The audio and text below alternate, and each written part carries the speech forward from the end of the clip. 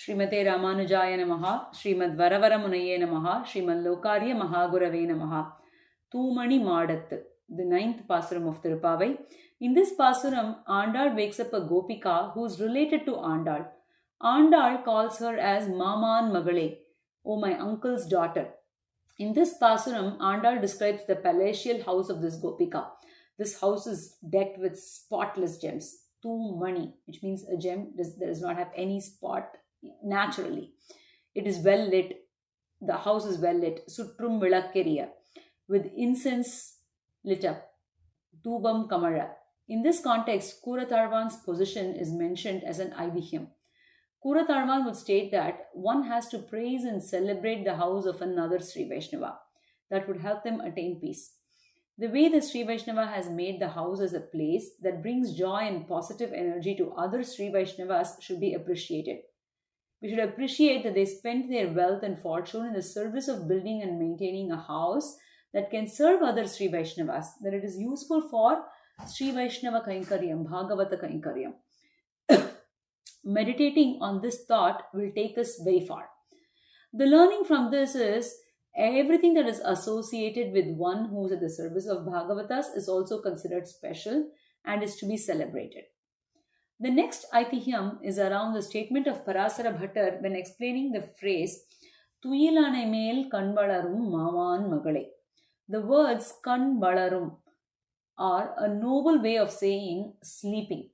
Here, since the other Gopika is already related to Āṇḍāḻ, Āṇḍāḻ could have just said Urangum maman magale, or the maman magale, the cousin who's just sleeping.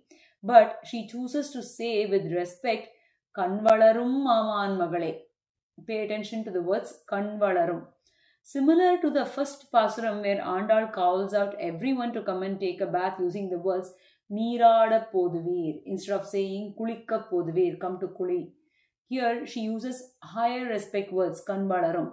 When referring to Bhagavatas and talking about them, we should always use such high respectful words. Here an incident with Parasara Bhattar is explained. A Sri Vaishnava called Tondanur Nambi attained Sri Vaikuntham. A few people came to Bhattar and said that Tondanur Nambi attained the lotus feet of Sriman Narayana. Tondanur Nambi was very engaged in Bhagavata Kainkaryam at the service of the Lord's devotees. So Bhattar corrected them and said, for such a person who was involved in the service of other Bhagavatas, the right and respectful way to say is that they attained Tirunadu, the land of the Bhagavatas, instead of stating they attained the lotus feet of Sriman Narayana. For one who is engaged in Bhagavan's Kainkaryam rather than Bhagavata Kainkaryam, we can say they attained the lotus feet of Sriman Narayana. Similarly, for one who is engaged more in Acharya Kainkaryam than others, it would be apt to say they attained Acharyan Tiruvadi. The essence is that one should always use respectful and appropriate phrases that reflect the stature of the Bhagavatas when talking about them. We have one more Ithihyam for Pasuram 9. However, the Ithihyam for Pasuram 10 is very light, so we will enjoy the last Ithihyam for Pasuram 9 along with Pasuram 10 tomorrow. Arvar EmperumAn Jiyar Tiruvadigalē Sharanam.